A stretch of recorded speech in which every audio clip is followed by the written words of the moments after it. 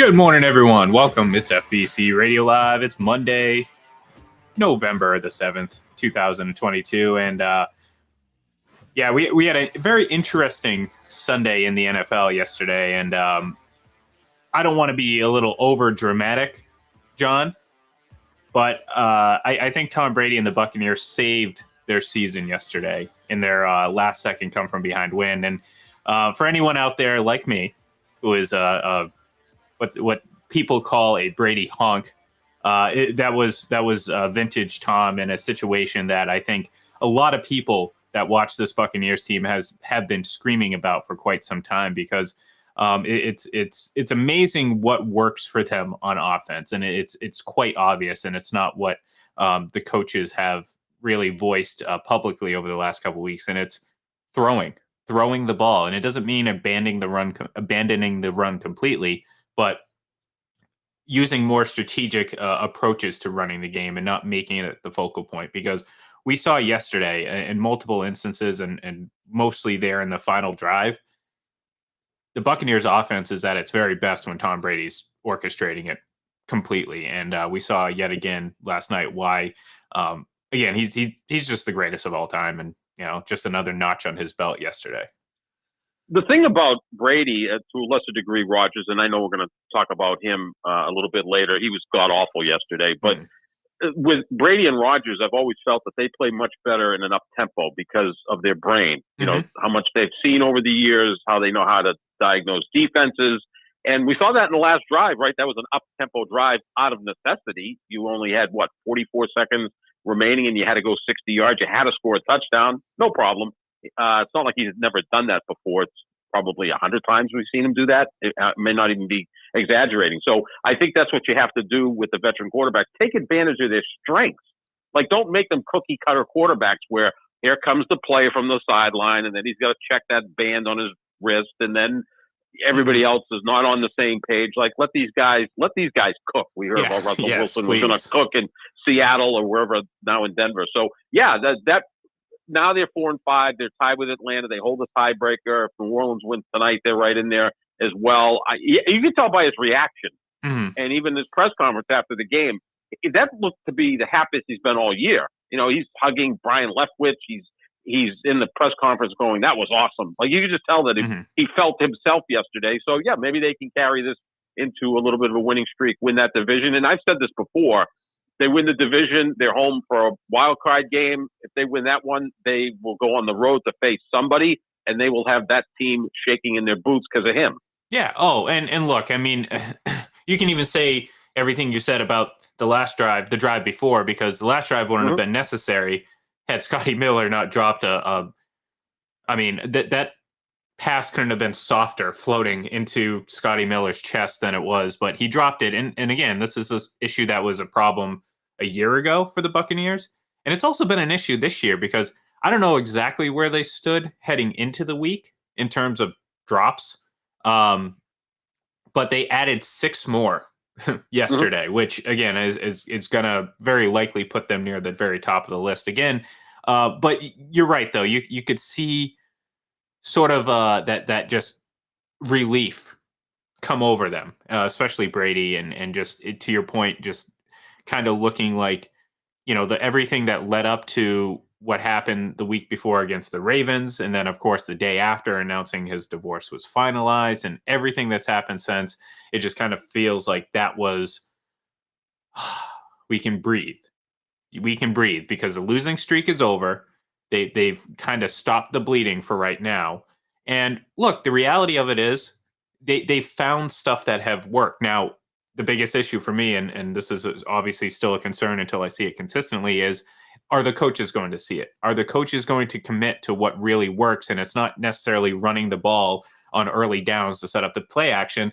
And it's not doing it necessarily with Leonard Fournette, who, I mean, I think he's been okay this season, but at times pretty ineffective. And I think they get a little bit more out of Rachaad White from that role as a running back, because I think he has more of an ability as a pass catcher as well. So huge win for the Buccaneers. And again, I don't think it's over dramatic to say that it might have saved their season, and not in literal sense because, based on the division, I feel like it would have taken a long time for them to be out of it.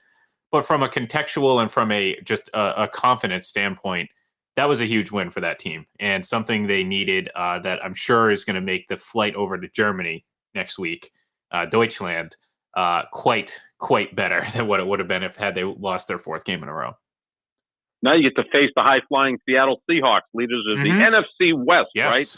Who are 6-3. And isn't this amazing? I think this kind of sums up the NFL season so far as we're at the midway point, Ian. The two hottest offenses in the NFL, scoring the most points over the last 3 games.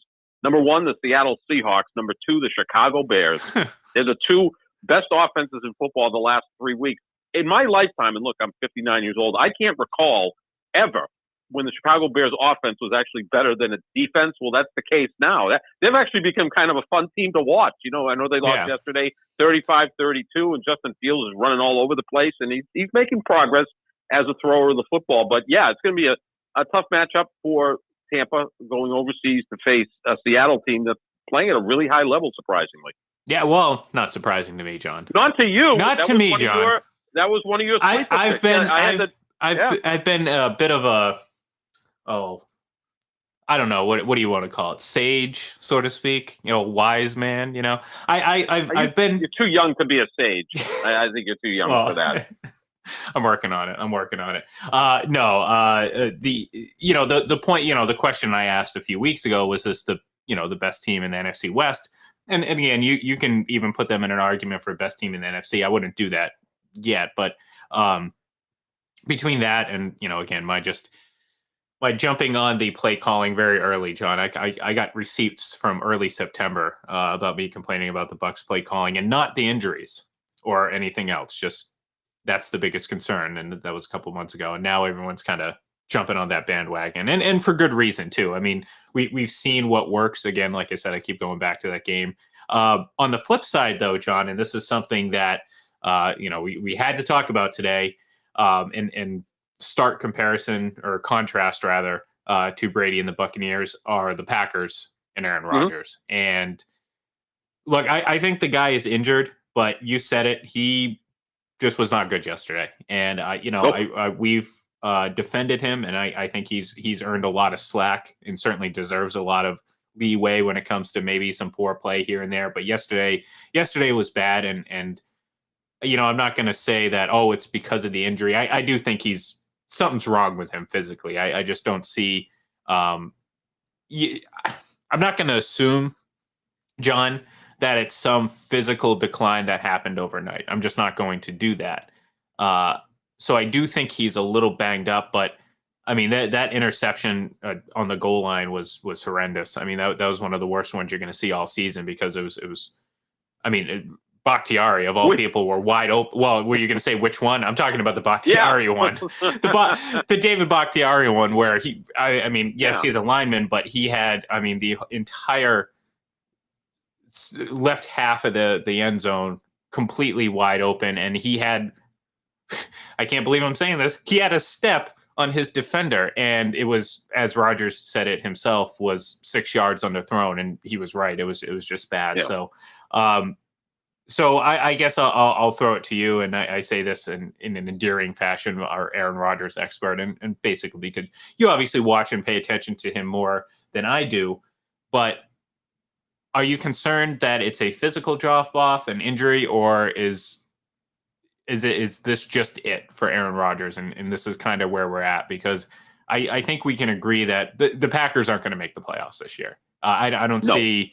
Yesterday was there's no guarantee, even if they won that game, they would have been in a good place to really make a run. Losing that game in the fashion in which they did, I see no path for them to get to the postseason. This is a lost season for them. The question is it a lost season / end of an era for Aaron Rodgers? No, I think a few things. I'm sure the thumb is an issue, but he can play through that. I think one thing about Aaron Rodgers is he's physically tough. He's come back from broken collarbones on 2 occasions earlier than he was supposed to. I think he is a gamer in that sense. But one of my criticisms of him is he's always been kind of a front runner. So now 3-6, is he going into the building? Is he going to rally the troops and get them ready to take on the Dallas Cowboys on Sunday, which should be an interesting game because it's the return of Mike McCarthy to Lambeau Field. So if the Packers can't be fired up for that and Rodgers really sold on that, then they really got some issues there as well. Ian, this is a guy who doesn't throw interceptions, right? Yesterday, he threw his 100th career interception. 100 interceptions. The guy's been playing full time since 2008. Yeah. I think it's 15th year. I mean, he doesn't throw interceptions. Yesterday, he threw 3 of them, 2 in the red zone. The third one came when Green Bay snapped the ball at Detroit 22. You could call that a red zone interception if you want. I mean, if you want to split hairs there.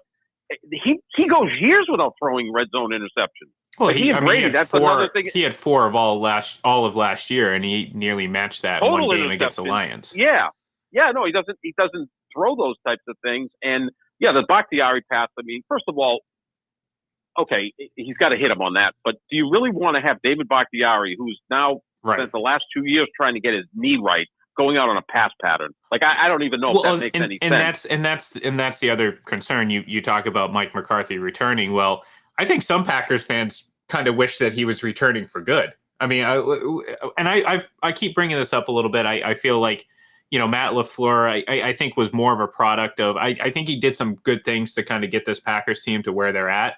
But I never felt, and you obviously voiced some concerns with him as well.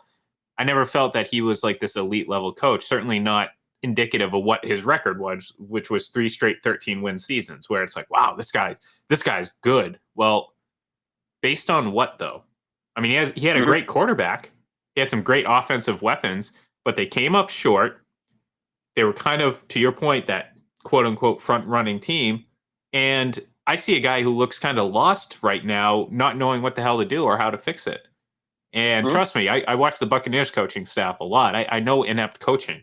So this kind of falls right under that same umbrella. And I ask you, how much of a problem is Matt LaFleur? And in hindsight, do you think that, again, I think Mike McCarthy got a bad rep, being pushed out of town. I don't think he was a great coach, but I don't think he was as bad as some Packers fans wanted us to believe. And, the narrative around him was that he held Aaron Rodgers back. Well, I don't know about that because he seemed to, at the very least, be able to adjust in some instance. I don't see that with a Matt LaFleur-led team right now. No, I think there's a couple of other issues as well in terms of coaching, right? So you've got Nathaniel Hackett, who was their offensive coordinator and really kind of a confidant of Aaron Rodgers, kind of like his best buddy because he made Aaron Rodgers laugh. Now he goes and becomes head coach in Denver. That's been a disaster. You replace him with Adam Stenavich, who was the offensive line coach. I'm never a big fan of promoting the offensive line coach to become the offensive coordinator. It's like 2 different skill sets, in my opinion. Meanwhile, Luke Getsy, who was the quarterback coach with Green Bay for the last 3 years, is now the offensive coordinator with the Bears. And look at what their offense has done. Justin Fields is improving. They're putting points on the board. They're taking advantage of whatever they have on offense. Maybe the right move would have been, once Nathaniel Hackett left to go to Denver, is that you offer Luke Getsy the offensive coordinator's position instead of Adam Stenavich. And again, maybe that would appease Aaron Rodgers because it was quarterback coach. I don't know. This almost seems like in Green Bay, and this is on Aaron Rodgers. He's not, immune to criticism. It almost seems like that front office likes to irritate him, right? I mean, like, wasn't it a few years ago they let go of his quarterback coach without letting him know? Like, a quarterback at that level, I get you can't have him run the whole organization. That doesn't necessarily work. But kind of, maybe say, look, we're thinking of moving on from your quarterback coach. Are you going to have a problem with this? Like, communicate it. It really seems like there's a very, very contentious vibe between Mark Murphy, the president, and Brian Gutekunst, the general manager of the Packers, with Aaron Rodgers. It almost seems like they want to irritate the guy, right? And again, it's like a second family for him. Well, exactly, yeah. I can't even come back on that. Yeah, exactly. He doesn't speak to his family. He's probably not even talking to the general manager. I mean, any of his players. But he's easy to get going in that direction, right? I mean, it's not like this is a guy who's going to stand there and he's going to push back. I can't wait to see what he says tomorrow with McAfee. God knows what. There's a couple of scotches in him. He might, really let loose. Well, and look, to in a kind of a serious all joking aside, kidding aside, I mean, I don't like to bring up outside drama because, again, I mean, what do we actually know? I mean, but I'll say that there's similarities, maybe some communication skills that Aaron lacks. Yep. That could play a role in why maybe there's a disconnect between the front office and the coaching staff or whatever. And you've mentioned before a team without an owner too. So there's really, I mean, there's accountability for sure. I mean, because again, it's run like many other businesses, presidents, all that stuff, CEO. But there's not that owner. There's not the guy who, like, Robert Kraft. Hey, Tommy, let me call you up and let's hash things out. Let's settle. There's none of that. There's really just and again, I'm not trying to absolve Aaron Rodgers from any sort of shortcomings that he's responsible for. No, I'm sure there's plenty of blame to go on both sides in this situation. But I just right now in this moment for 2022, I think the Packers season is done. I don't see. I don't see any sort of saving grace. And at this point, the one silver lining, the one thing they could possibly hang their hat on, a guy like Odell Beckham Jr., I don't think it's a possibility right now because he's not going to go to a team that's out of the race. If anything, John, and I know the Cowboys have been mentioned among it. With everything that happened yesterday, Tampa Bay might have emerged as maybe the most ideal landing spot for him because all of a sudden you went from, what's happening to this team. I mean, Mike Evans is banged up. He's dropping footballs. Julio Jones is, I mean, the guy's, I hate using the word washed because I feel like that has such a negative vibe to it. But I mean, it's kind of where he's at right now. I think he's a very, very limited player. And I don't think you can count on him. In which case, and on top of that, Chris Godwin's lost a step, and it's not it may not be a permanent thing. I think it's more so recovering from a huge ACL injury that I think has kind of been forgotten. The guy is, it takes a while to get back, but I've seen regularly, and maybe you can back me up on this, but I feel like he just doesn't have that burst quite yet. Where it's like there's one play out to the flat. Where the ball was just kind of out of his reach, and he what I mean. He didn't, in a normal situation, a healthy Chris Godwin, that cuts a lot stronger and it's a lot harder, and you're going a lot harder to the sideline. So that's not necessarily a long-term issue. It's just for right now, it might be an issue. So for Odell Beckham Jr., you're thinking, well, the Rams might have been another team that he was considering, given his, where he played before, but much like the Packers, I think their season is pretty close to over. Not quite, because they still are technically within the division race, but I think very obviously two teams are trending upwards in that division. The Rams are very much trending downward, and I think Arizona's just there. Like, I don't think they're going up. I don't think they're going down. I think they go up when they throw the ball to DeAndre Hopkins. But other than that, it's just it's still kind of a mess of a team. So for me, if I'm Odell Beckham Jr., you're looking at the Cowboys and you're looking at the Buccaneers.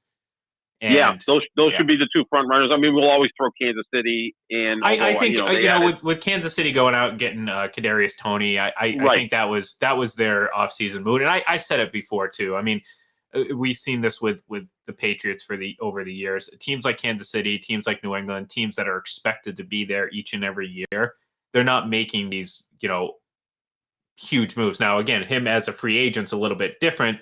But I do get the feeling that Kansas City is content with what they have. And look, I mean, Kansas City, we'll talk a little bit about them here in a minute because, obviously the AFC is, I think, very competitive. But I think, as crazy as it sounds, Sean, I feel like the waters are even muddier now. I don't think there's that massive separation between the top two teams as much as I think we thought there was. And we'll get to that. Yeah, absolutely. Because you look at Buffalo losing to the Jets, and the Jets have a legitimately good defense. Like that's not made up. They've got talent all over the place. That defense, I thought they played really well against the Patriots 2 weeks ago. They did another nice job against Buffalo.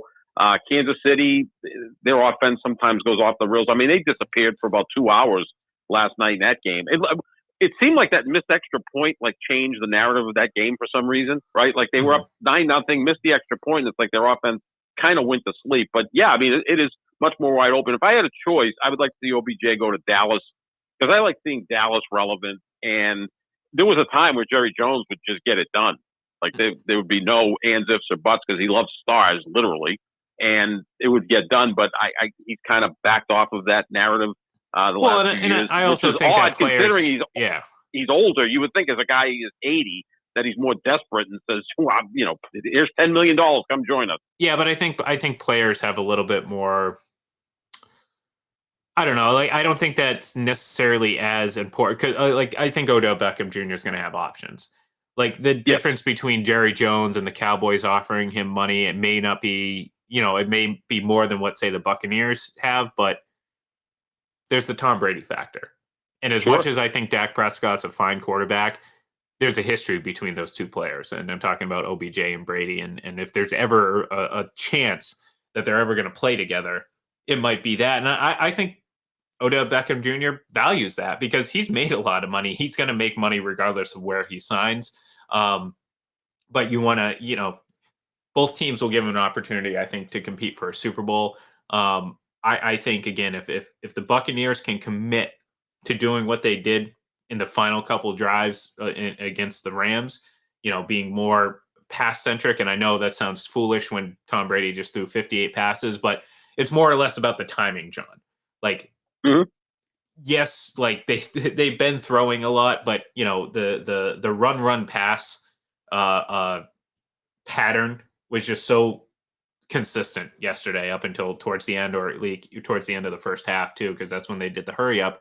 You got to focus more on that. And if you do that, I think the Buccaneers are going to be fine regardless of injuries. But you add a guy like Odell Beckham Jr. to the mix, now all of a sudden that changes things quite a bit. And you're not saying, man, I really hope Julio Jones can come through, or man, I really hope Scotty Miller comes through this game. Although I liked what, all that drop in the end zone aside, I like what he brought to the table. It kind of gave them a little bit different way of attacking, just like with Rachaad White in the backfield as opposed to Leonard Fournette. So if I'm Odell Beckham Jr., I'm looking at the Tampa Bay Buccaneers, I'm looking at the Dallas Cowboys, and I'm saying, who do I want to play with? And there may not be a wrong answer. Again, I'm going to say he's probably going to lean towards Tom Brady just because it's Tom Brady.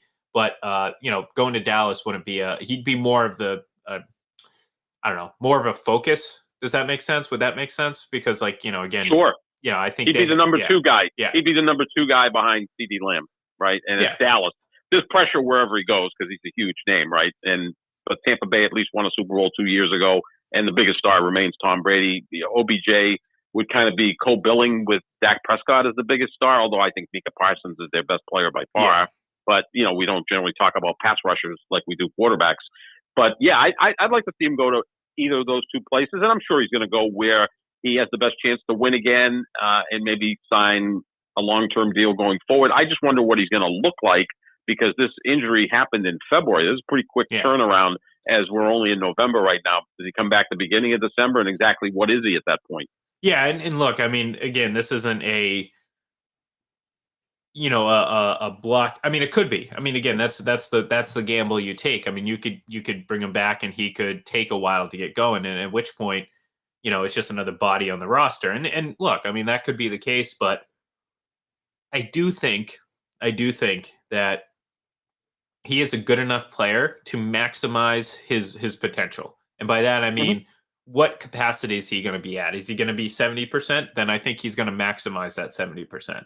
You know what I'm saying? Does that make sense? Or am I just kind of talking nonsense? No, I think he could, because that's what happened last year. I mean, he's coming back from injuries last year, right? And he got better every week with the Rams to the point where he was headed to be the MVP of the Super Bowl. I mean, if he doesn't blow out his knee, I thought he was the best player on the field, or one of the best players on the field. Probably Aaron Donald or Von Miller would be in that discussion as well. But yeah, he was playing at a very, very high level. So, and he's such a smart receiver and such a good route runner. Like, no one ever doubts his skill set. I even never doubt his commitment. I think he's a guy who, when he's on the field, he's serious. And I think he works hard to get on the field through all these injuries. I like the player, and obviously we know he idolizes Tom Brady like pretty much every player in the league. So I think that would carry a lot of weight that he'd want to play with Brady and get another Super Bowl. Yeah, and look, I mean, we keep saying it about the Buccaneers. All they got to do is make the playoffs. Yeah. This isn't a team that has to win out, although I mean they're capable of doing that, and that's the thing. And I mean, we haven't seen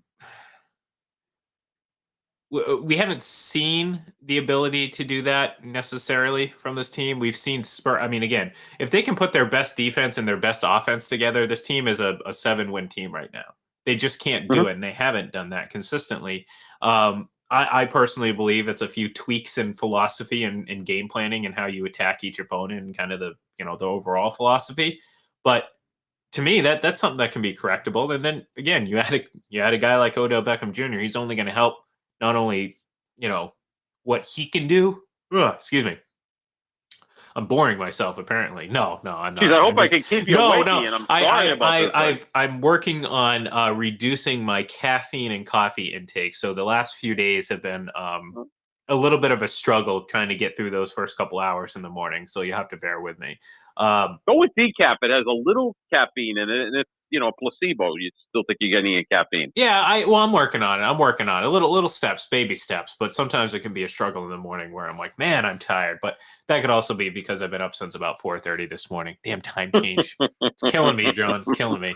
Oh, another person complaining about the time change. No, Oh, I my love Lord. it. I love it. You know why? Because I live on the very edge of the Eastern time zone. So the sun Right. still stays up past 5 o'clock here, and it's warm. So It's already dark here. yeah, I was Although gonna say today is warm. the sun's Yeah, probably it's setting right now already it's up in setting right Northeast. now. Yeah, But almost 10 o'clock in the morning. It's setting. But yeah, the with us too, we're on the far eastern time of the Eastern time zone.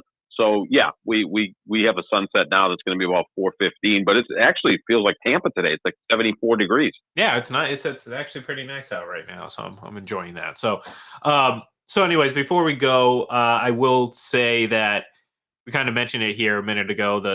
Buffalo losing to New York, the Chiefs kind of escaping the Titans.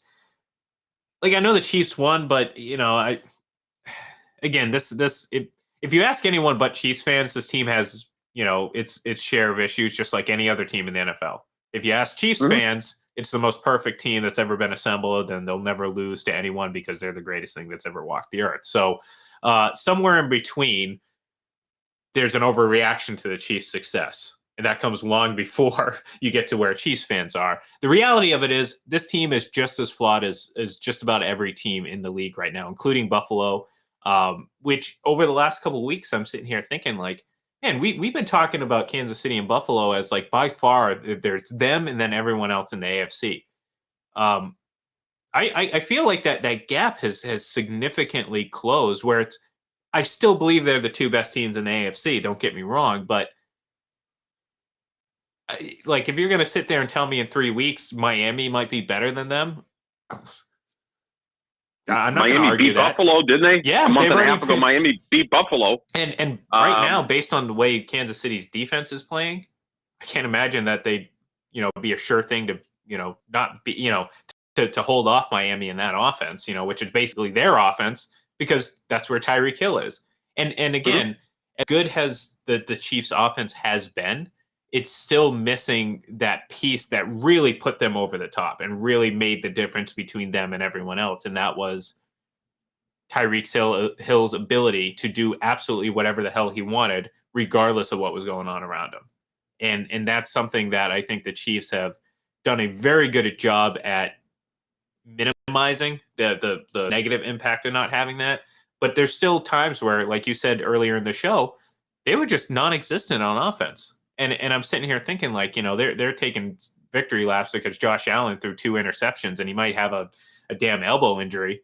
But the reality of it is their offense hasn't been this juggernaut that they think it is. And they're just as flawed as everyone else in the AFC. So I'm looking at it as, yeah, Kansas City and Buffalo are probably still the 2 best teams in the AFC. But Tennessee, with even a healthy Ryan Tannehill, is a better team. I just, Malik Willis, he's a couple starts. I mean, you can't really, expect him to elevate your team. But they nearly beat this Kansas City juggernaut yesterday without AJ Brown. Obviously, they don't have him anymore. Without Ryan Tannehill and with a rookie quarterback, and basically the beast of a running back in Derrick Henry. So they're vulnerable. So I'm looking at the AFC and I'm like, yeah, I still think it's the deeper of the two conferences, but I don't think the difference is that negligible. And Mhm. if you're going to ask me, and we're going to do our top five teams later in the week on the Full Press NFL podcast. You may very well see Philadelphia clear both of those teams, and I think maybe Mhm. we're maybe a little late to the party in accepting that because we just bought into this idea that Buffalo and Kansas City were these above all else juggernaut teams. And look, I chalked up some of Buffalo's struggles to being bored, but look, you don't be bored 2 weeks in a row.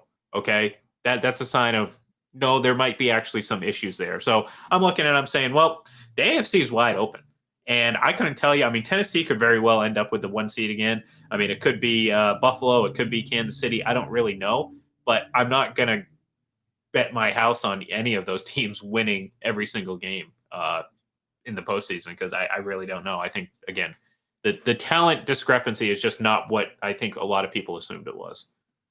No, I think there's 9 teams fighting for 7 slots in the AFC, right? Like all 4 teams in the AFC East are still very much alive for a playoff spot. Cincy and Baltimore in the North. Tennessee's going to run away with the South since Indianapolis is in tank mode at this point. Obviously, Kansas City. The Chargers found a way to win yesterday, so they're 5-3. That's never pretty, but 5-3 is 5-3. Denver's kind of the one team I'm not sure. They could get hot because their defense is so darn good, but their offense is awful. But I think there's 9 teams fighting for 7 slots in the AFC. And we mentioned Miami. Miami's 6-1 with Tua. And the only game they lost that Tua started, he didn't finish. And it was a close game at Cincinnati when he got concussed. I mean, he's playing at an MVP level. He's leading the league in passer rating and QBR. That doesn't make him the best quarterback in football. I get that.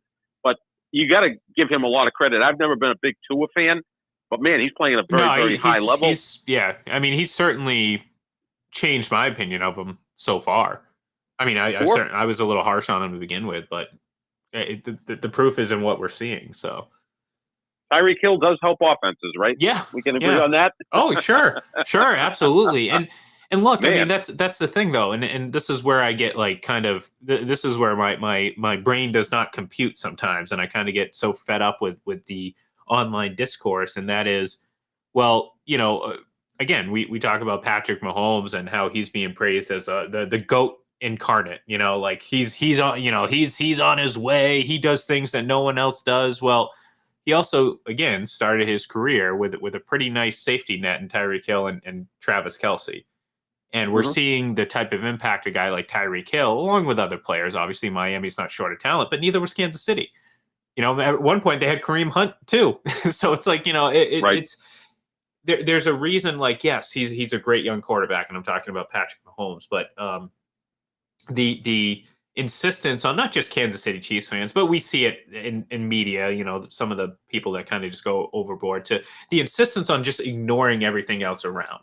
So, like, yeah, you can sit here and praise at some of the great things that Patrick Mahomes does. No doubt about it. I mean, he's a great young quarterback. Never said otherwise. But to sit there and pretend like he's doing things that no one else does, and I'm like, okay, guys, now you're just blatantly ignoring like the very long history of the NFL, and in some cases ignoring what we've seen even earlier that day. I remember there was a at some point last year there's a big hoopla about a pass that Patrick Mahomes made, and there was like 2 or 3 instances of that happening that week that no one talked about. But it was all, oh, Patrick Mahomes this. And now we're seeing Tua do a lot of things and run an offense that was very similar to what Kansas City was in 2018 when, guess what, Patrick Mahomes won an MVP. And, there was a big reason for that because, well, they were constantly leading the league in yards after the catch, and there were, big play receivers, all that stuff. So, it'll be interesting to see how this unfolds over the next couple of weeks. Obviously, much better for Kansas City having ultimately won that game last night. But if you're a Chiefs fan, I'm not necessarily coming away from that feeling like, oh yeah, we've made a big step to get over the Buffalo Bills, because I think I think there's a lot of good teams in the AFC. I'm not quite sure how it's going to shake out at this point. Yeah, no, and then again, we got a half a season left. There's players coming back from injuries, and maybe other players that get injured. That's going to detail a lot. And look at Buffalo now. We got to see what happens with Josh Allen. who appeared to hurt his elbow yesterday. So, you get a quarterback that runs a lot, potentially going to happen, although it appears that injury was sustained while he was throwing a pass in the pocket. So, there's so much that's going to happen over the next 2 months. Who gets hot, who gets cold, who gets healthy, who gets injured. I know those are all cliches. Sounds like something out of a fortune cookie, but that's basically the way the league works because it's a long ride. And here we are at midseason. And the one certain seems to be that Philadelphia every week is going to play at a very high level. Yeah. So you got to give them credit. And that's why they're probably the best team in the NFL. But tune in Wednesday on a new episode of Full Press NFL Podcast to find out if both John and I agree on that. So shameless little plug, but I've been doing this for a while. I know what it takes to shamelessly plug other things that I'm doing. So that's going to do it for us here today. Be sure to follow us on Twitter at Full Press NFL. And of course, go over to fullpresscoverage.com and check out all the great content over there. So thank you everyone for tuning in, and we will talk to you tomorrow.